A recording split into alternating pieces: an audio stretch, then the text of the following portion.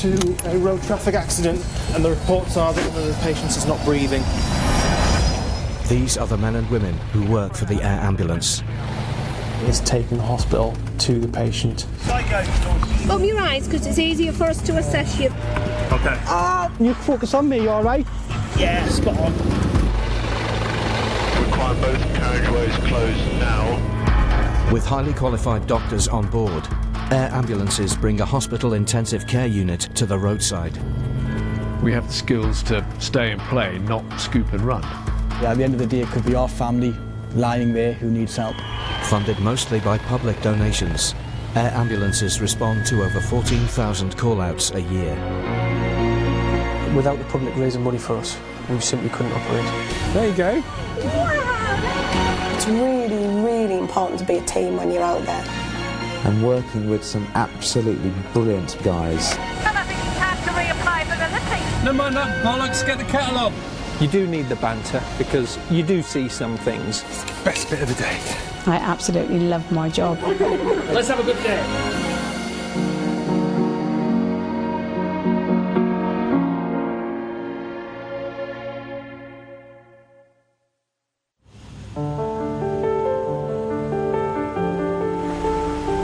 RAF Benson, Oxfordshire, home to the Royal Air Force Helicopter Command and to the Thames Valley and Chiltern Air Ambulance.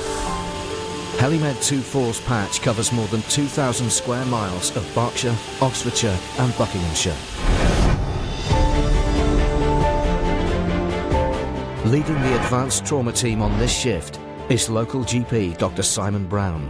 Being a GP and working on the air ambulance, I'm part of a dying breed.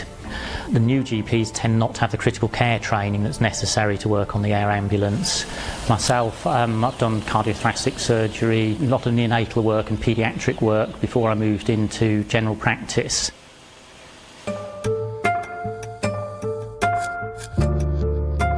With 14 years of call-outs under his belt, Simon is the longest-serving doctor on the air ambulance team. We can be sitting here quietly and then a few minutes later we can be going to try and help save someone's life.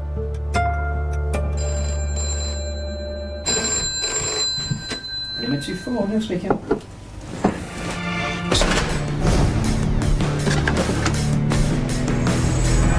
The crew have been called to an early morning road traffic accident in rural Oxfordshire.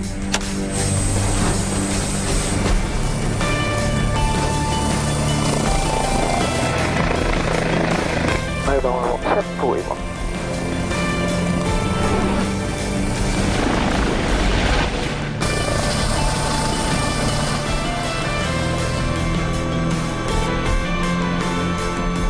So yeah, the last update, a couple had head injuries, and he had asked for 3 DMAs as well, so I don't know anymore. Okay, I'll have a look. Perfect. Control relayed to us that there were 3 DMAs, which is dual manned ambulances, which will have paramedics and technicians on, and we knew they were already on scene, and they had actually requested for us to attend, so we knew that there was the potential that there was going to be some serious injuries. Got 1, 2, 3 ambulances there. We got a very good sort of aerial picture of it, and we could see a car on its side in a river that was sort of half submerged. A family car with mum, dad and 2 teenage daughters has left the country road, plummeting 30 feet into the river. First casualty's out. So where's the rest of them? The second one's just coming. Right, okay. Through there. I've got you, so they've gone a fair old way, haven't they? Yeah. That's not an easy scene at all, is it? The barriers there, they've breached the barrier somehow. She saw them airborne. Right, okay. Airborne across the road. So what we'll do is we'll assess each of them as they come out. Then we've got 3 vehicles plus us, so we'll take 1. Yeah. we've got more monitoring. Do we have a brief for the doctor, Simon? Okay, that's fine. In a multi-casualty incident, the main role of the doctor is triage, really, to decide which patients need treatment now. Okay, so I'm looking, if you look to take her on your vehicle then, that'll be fine. I'll assess the others as they come out. How do your teeth feel? If you run your tongue over your teeth, do anything feel sharp at all? No, okay. And just open your eyes for me, just have a look at your pupils there. Okay, that's good. You're going to grab a line on. I'll stick a line in there, and then we can move on. Yeah, and I'll assess the others too as they come out. Right, yeah, equal air entry on both sides, so I'm happy for you to take her by road. So far we've got, that's really mechanism only on there. Yeah. This one we've got query pelvis, query hip and a facial injury. Right. You might think your head go a bit swimmy, but that's fine, all right? Of the 3 people that were there, Mum was the most serious. The pelvic fracture particularly can cause a lot of really quite catastrophic, life-threatening internal bleeding.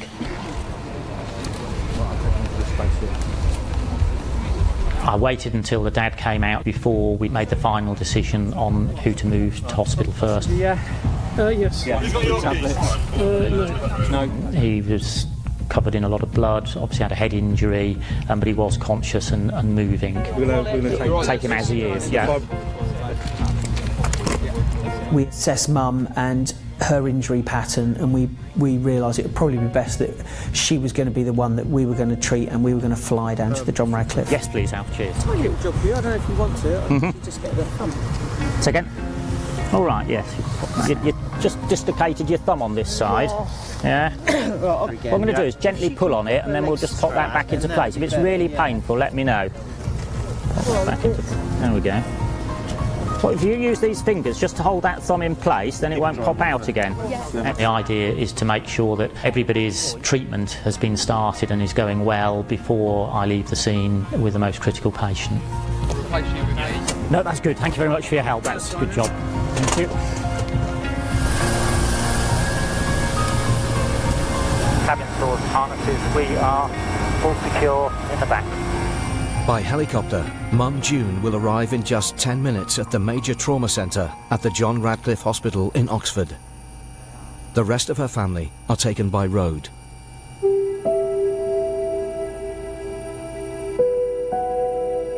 Really, they were lucky to get out alive. It's possible that Mum was unconscious initially after the impact, and if you're unconscious underwater, then you will drown. They were just coming back from holiday. Just driving back from Luton this morning, so... Yeah, I think they left the road just before the barrier starts, from the look of it. Gone through the trees and then... Yeah. It must have been pretty scary. Yeah.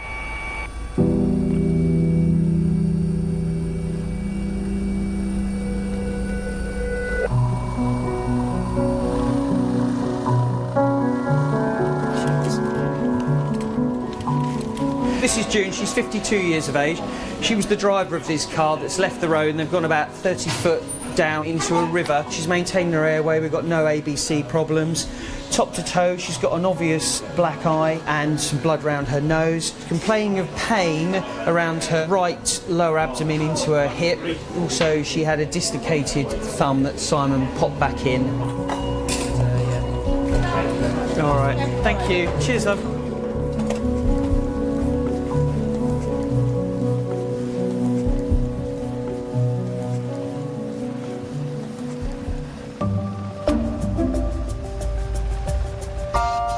Durham Tees Valley Airport in Darlington, home to the Great North Air Ambulance. This is HQ, Nerve Centre of Operations. What do you want, Jean? Do you want a coffee white one, please. Coffee white one. You're a very, very small team, and if you don't get on, it's just a disaster. What the hell? It's in there. Is it? I thought you said you want hot water. Working here is an experience. This is the doctor's version of a black coffee. What did you want? Was it coffee? I'll do it myself, mate. He doesn't even mix the drugs. Do you think we'd trust him with that?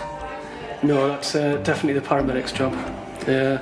So we'll go and see if we can get him to rectify his mistakes so far, and then we'll send him out in a helicopter saving people's lives.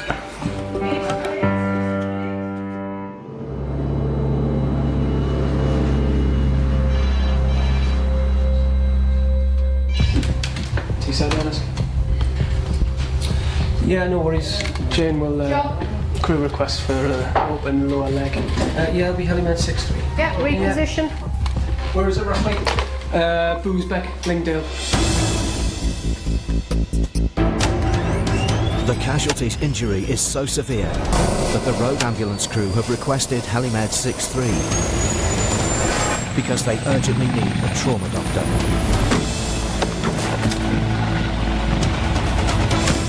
So just ground taxi now, left turn, and hover taxi out to the right. All good in the green. Hospital trauma consultant and Army medic Dr. Mike Davison works in some of the world's toughest war zones. Every time I go, I learn new techniques, and we can bring them back to the UK and filter them in.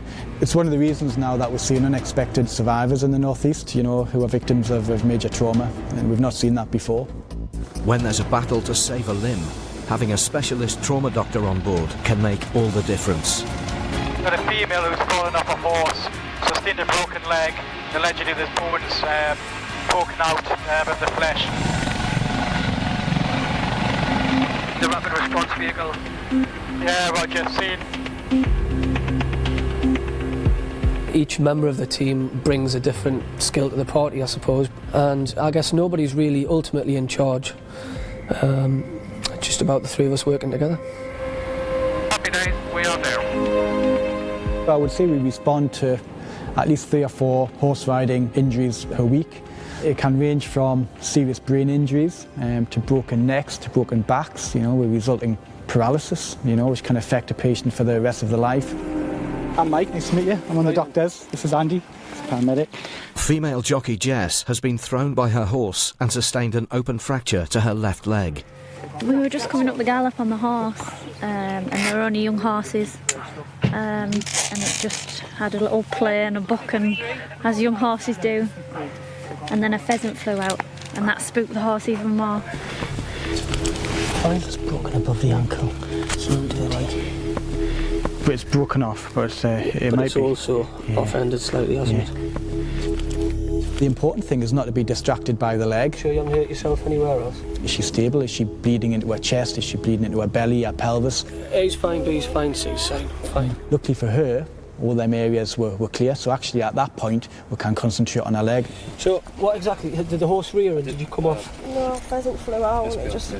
So you went over the top and landed on your foot basically? Sort of like over the top. Jay, just to let you know, we'll be taking this girl to James Coop. Yeah, she's got a, have you seen her leg? She's got an open fracture of her ankle. They're often associated with no blood supply to the foot, okay, so you can lose your foot from that. So at that point, really, it's a case of how do we protect the blood supply of that foot. What we want to do is get the bone back in the skin as quickly as we can. So we're going to get some fairly strong pain relief, okay? And then we're going to try and get your foot in a bit of a more comfortable position. Okay. Have you ever had anything like ketamine before? Or? Okay. It makes you feel pretty spaced out, pretty strange, okay? One of the things that sets us apart from the road ambulances is by having a specialist trauma doctor. We can provide different interventions and a wider range of specialist drugs. It may well be that you actually don't remember any of this, okay? This is one of the best painkillers that you'll ever have, so this is really good. This will take away your pain, all right? Ketamine kind of dissociates the brain, so it actually unplugs your sight, your hearing, your pain. So it means that for a limited period of time, maybe for 5 or 6 minutes, I can do something to somebody like try to reduce a broken limb, and it'll not cause them a lot of distress. So just totally relax, and this drug will work better. Right, I'll come and do the counter tracks. Yeah, Andy? Yeah. Another 2 with that ketamine. Another 20? Yeah. I'm going to swap this with you, just Everybody will react to drugs in different ways. I gave this girl about 3 times the normal dose of ketamine that I would give an 80-kilogram British soldier. Give her another 20. Well done, mate.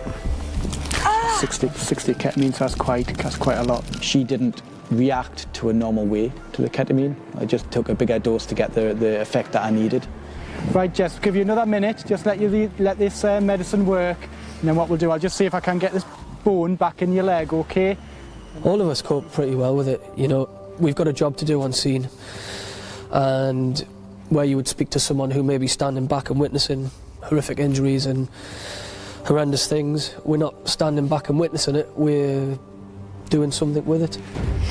Just going to try to fix your leg for you, all right? Are you ready with that, mate?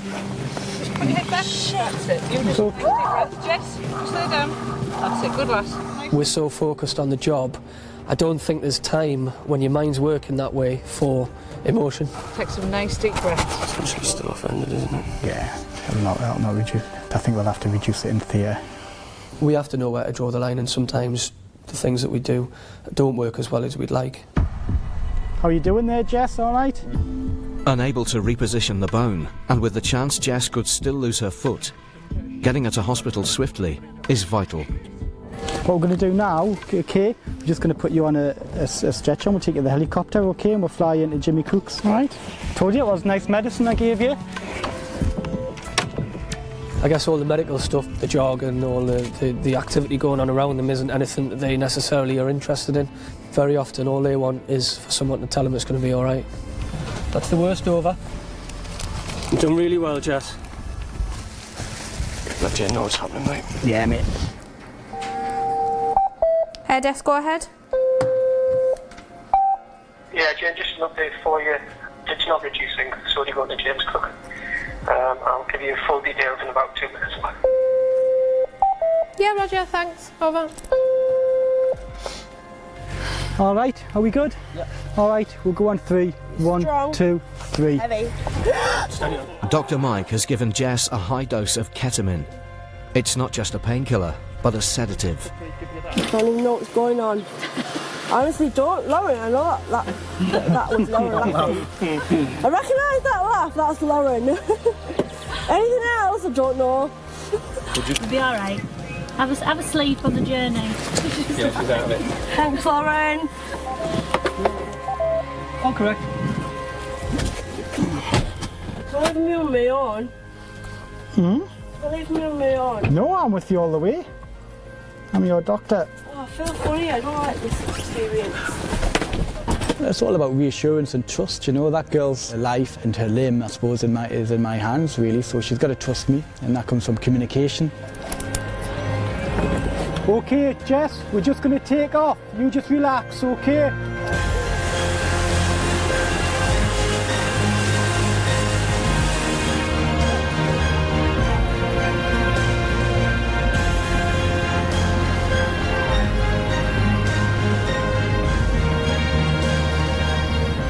It's only a 10-minute flight to James Cook Hospital, but the drugs are already starting to wear off.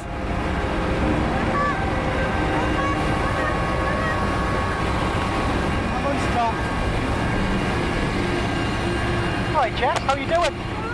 Ketamine's very good, an excellent painkiller, but it does remove you from reality. And once your senses start to come back, you know, you can hallucinate and you can show some quite bizarre behaviour. Alright, Jess, just in the helicopter, just relax, you're alright. It's okay, just relax. I'm your doctor, I'm Mike, okay? I don't know if you remember, you fell off your horse, remember? You just wait, we're going to be there in 5 minutes, alright, Ted?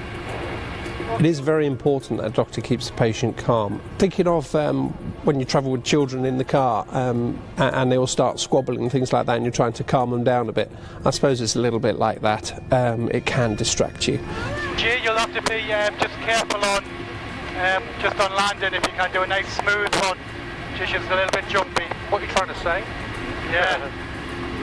Don't do your usual. It's okay, just relax.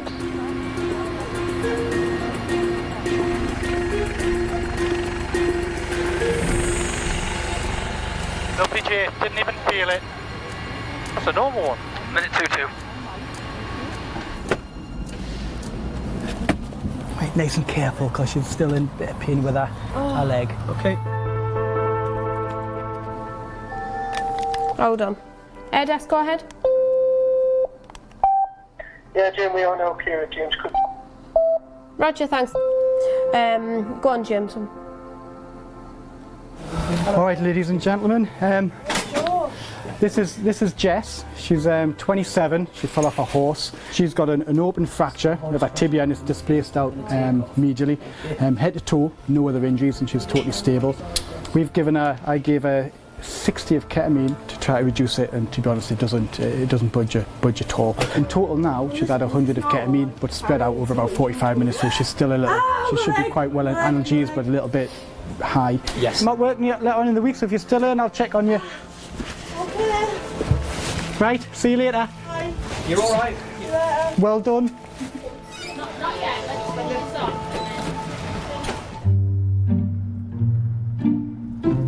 In the south of England, at RAF Benson, it's time to refuel. Working with Dr. Brown today, who has got a little bit of a sweet tooth. He likes a little bit of sugar in his coffee.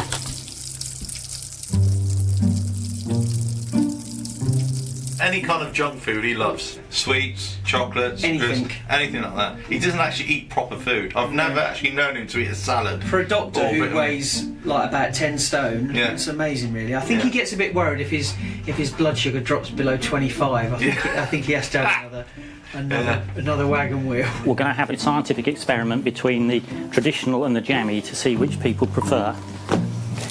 Not looking, Jerry, are you? Oh. You have to tell me. Blind tasting. Oh, I have to join you, of course. Have you ever checked your blood sugar? No, it's fine. Trust him, he's a doctor. He knows what he's talking about. That's right. Do as I say, not as I do. Yeah.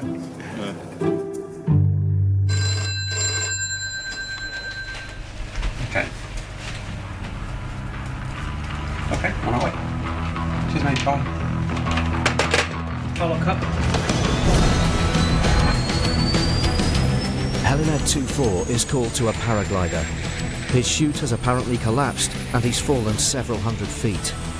The patient has not been located, but his injuries are potentially serious. The accident is near Basingstoke, 30 miles from base.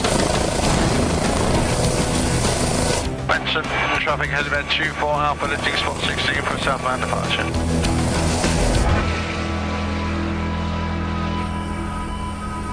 Just look at the article, Churchill, 1 second. Yeah. When we're on a search and rescue type mission, Jerry and Simon would be assisting me in navigating, but also scouring the ground, looking in flight for any other hazards. Paraglider at 1 o'clock. Yeah, okay, let's keep a really good look out for that paraglider over there. Yeah, we've got it. Overhead gear. That's the one in the air, is it? Yeah, that's one in the air. Yeah, pretty sure. Access-wise, we may be the first resource on scene, depending on how close to the road he is. If he's gone in the woods, I'd expect us to see his canopy, but... If he has fallen through the trees, we're never going to see him from up here, that's the only problem. I mean, presumably it's people in the pub who saw him go down. Yeah, I'm just wondering whether they've seen that guy that we saw flying around who swooped down and then got back up again. Yeah, exactly. Yeah. It's starting to feel like a wild goose chase.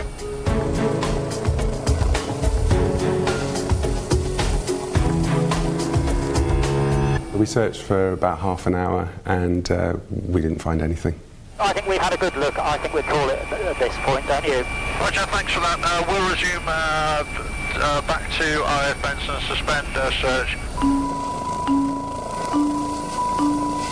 We'll put that down to a well-meaning member of the public. Yeah. I thought we were going to get a job there. I thought that was going to be the one. Yeah.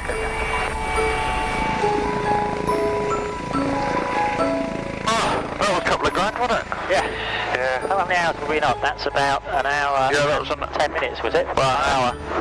Bang on. And 200 kilograms of fuel. Whenever somebody's life is at stake or is on the line, we'll do everything that we possibly can to fully investigate and fully respond to whatever that incident is. But it's an expensive operation. Each mission costs in the region of about £2,500. So yeah, it can be very frustrating when we don't find anything. Although they never found the paraglider, they did find out what happened to him. The police went along to the pub to have a chat to the people who'd put the 999 call in. When the police arrived at the pub, they noticed a man sitting at the bar with a paraglider in the big bag next to him. And they asked him how long he'd been there, and he said yes, he'd been flying over the pub, and it looked like a nice pub. It was Sunday lunchtime, and so he made a sharp turn, quickly descended to the ground, put his parachute in the bag, popped in the pub to order lunch.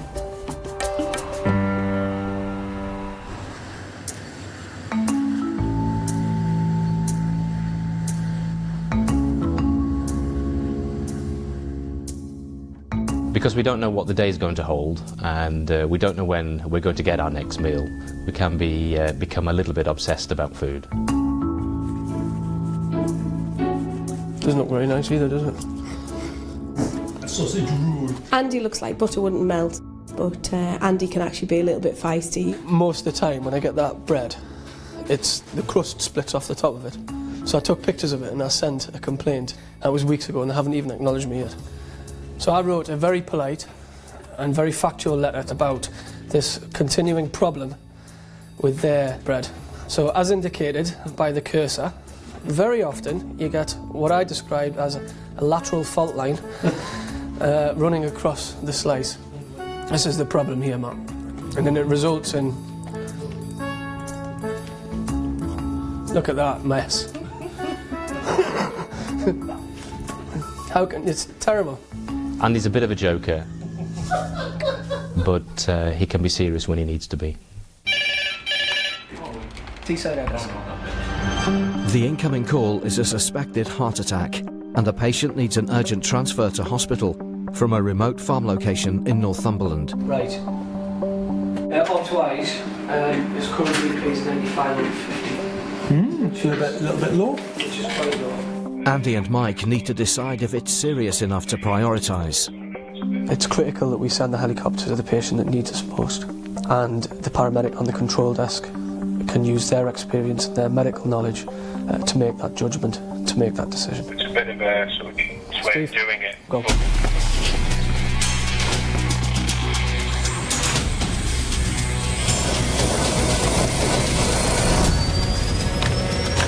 Safe lock secure front then. Lock secure in the rear.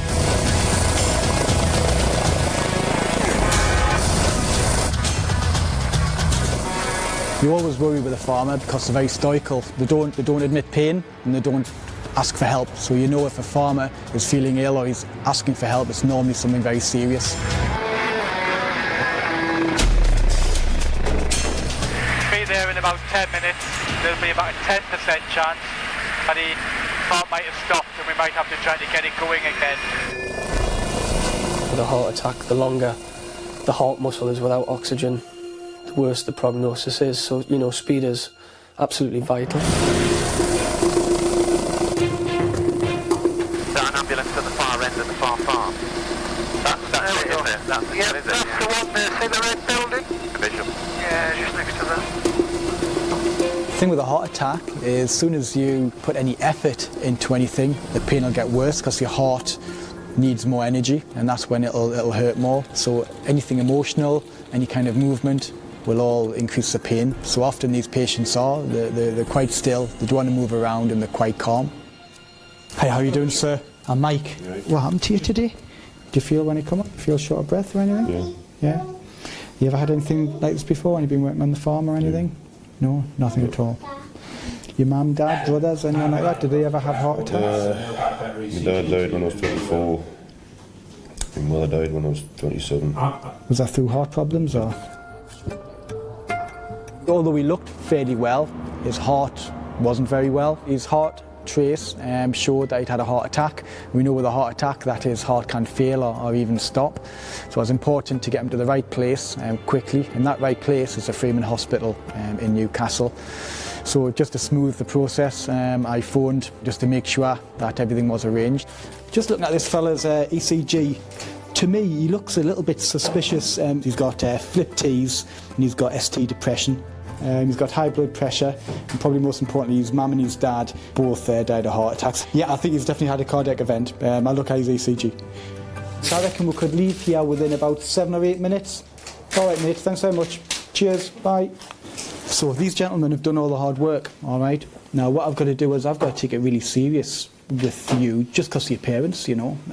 Genetics don't lie, all right? What we're going to do is fly you to Newcastle, all right? There's a specialist heart unit there. What they'll do, they'll assess you, okay? If there is actually a little heart attack there, you know, they can do a few things just to reverse that, all right? The thing we've got to do is get you there fast. Any questions about the plan? Very good, man, you'll be fine, all right?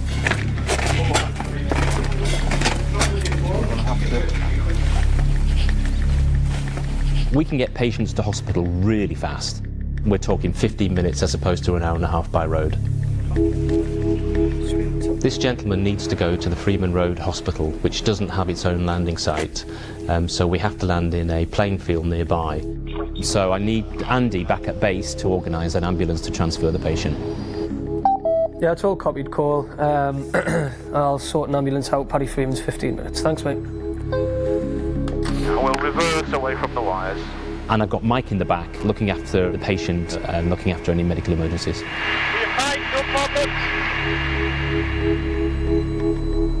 That's the helipad down there, the field. That's affirmative. Yeah, transmitting. It's my job to fly the aircraft, but I rely on the other guys to help with navigation and also to listen and to look out to keep us clear of any hazards. There's somebody sat on the seat over in the corner where we're going. Roger. Just these horses as well down in the 12 o'clock.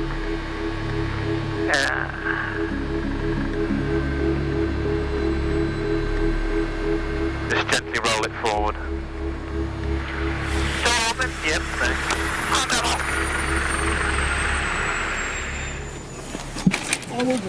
I've not got a great leverage here. Yeah, that's me. Brian's condition is stable, so Mike's happy for the ambulance paramedic team to take him the short distance to hospital. Right, Brian. Do you mind if I say goodbye to him? No, Right, good luck, Brian. Okay? I'll see you later. You'll be fine, all right? Cheers, chaps and chappers. Right. Hey, Brian. 1 in 10 patients like that will cardiac arrest in the back of the helicopter, so the fact that we've got him here, he's remained stable, is a really, really good sign. When it comes to hearts, brains with strokes, you know, minutes is often crucial, and hopefully it'll make a big difference to his survival. Okay, back we go.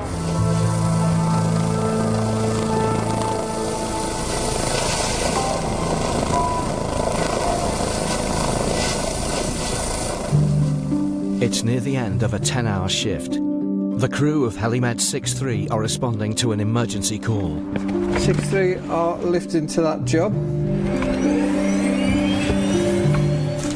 Well, I wasn't going to bother put my tea on, but I think I will now.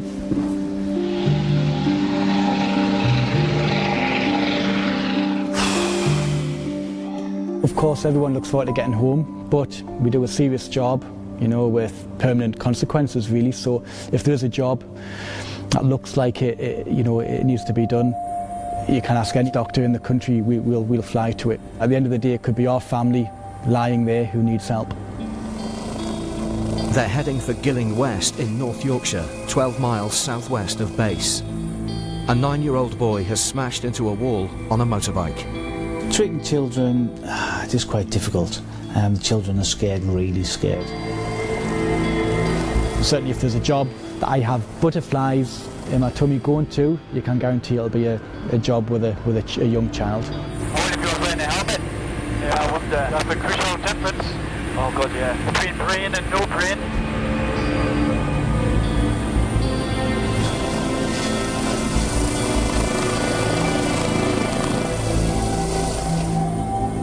These are always the most difficult jobs, you know. Children, obviously there's an emotional aspect which you try to keep detached from.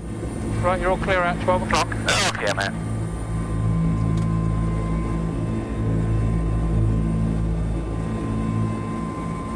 Oliver, I'm Mike. I'm going to be your doctor, all right? How old are you now? 9. Now, where's your pain at the moment?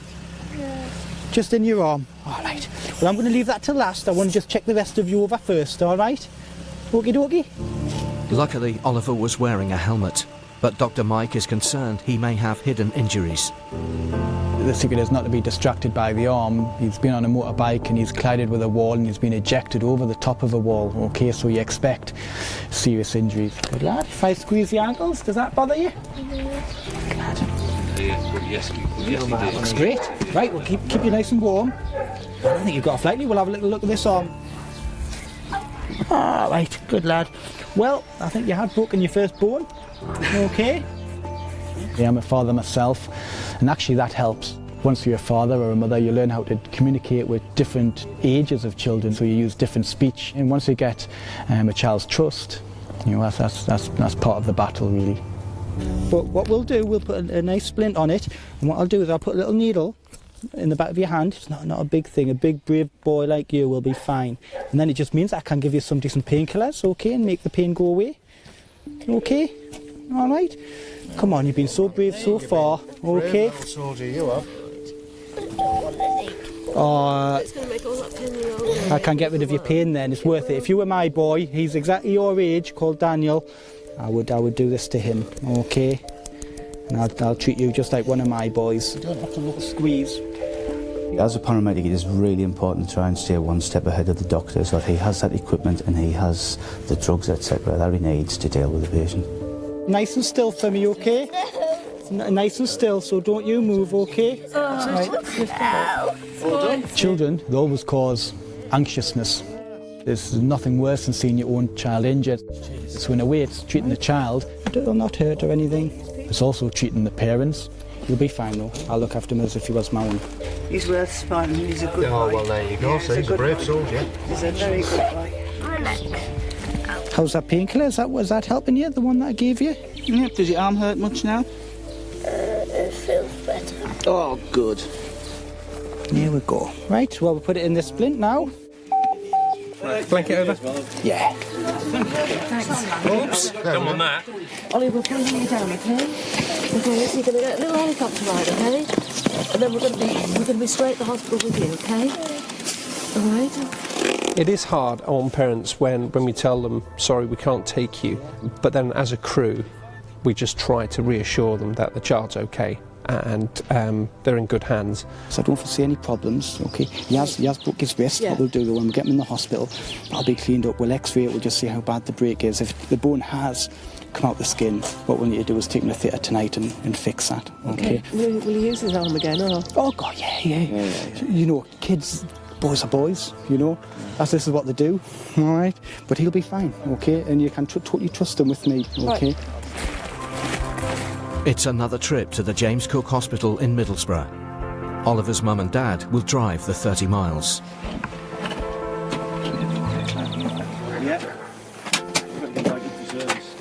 This is something to talk about when you go back after half term, isn't it? You excited? I am as well.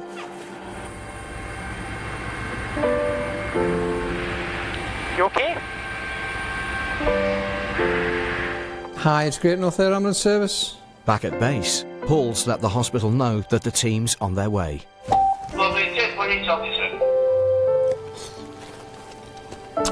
Very nice, eh? It's a lot like a jalfrezi, but it's not. I don't know where it is.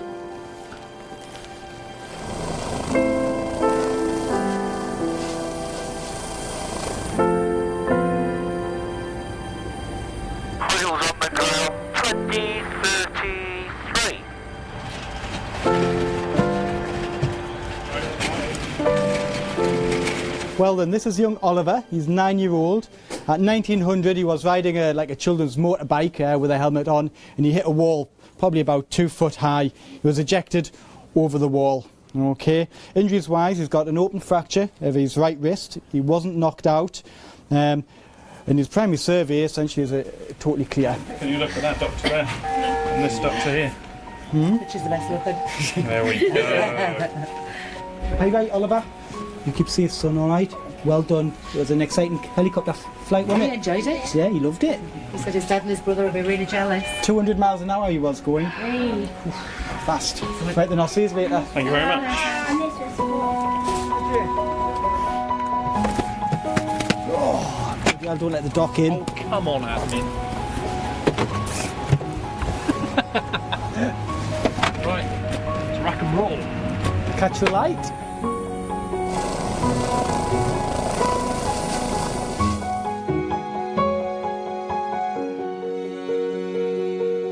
It is a dangerous game, riding a horse, definitely. I'm sure one day my little girl will do it, but I'll probably worry every time she does.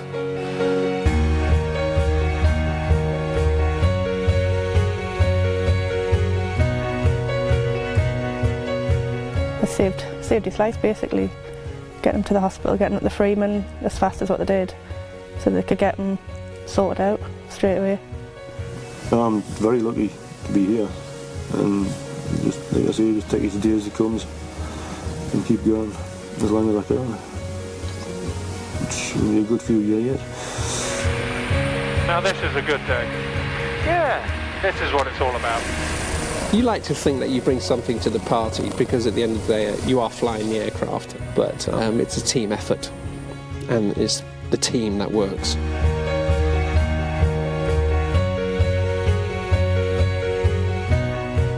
I remember thinking, oh, we'll be home in a quarter of an hour, and then the next thing I knew I was underwater and couldn't see anything. It was very black, and you know, I remember thinking, if I don't get out I'm going to drown.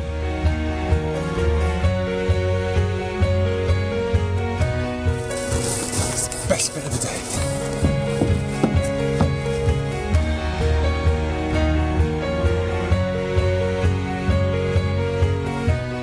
So you're very grateful, aren't you? Yeah. And when you get to be a big boy, you're going to do lots of fundraising for them, aren't you? Yes.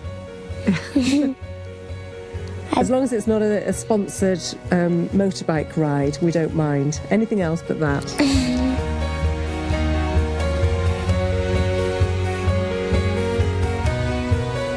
Can't wrap yourself in cotton wool. What if? Otherwise you'd never get on a plane and fly away on holiday. You'd be scared to cross the road.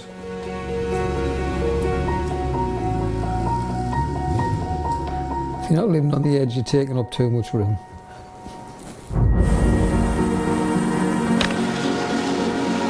Right, shall we work on getting him out and then reassess it? Yeah, he's under the pedals at the minute. Let's lift him out as he is on the floor. Put your arm around me. Come on, help me to help you. This is a 22-year-old who's fallen and has a wooden post sticking out of his eye. Trauma statistically is the biggest killer of young people, and we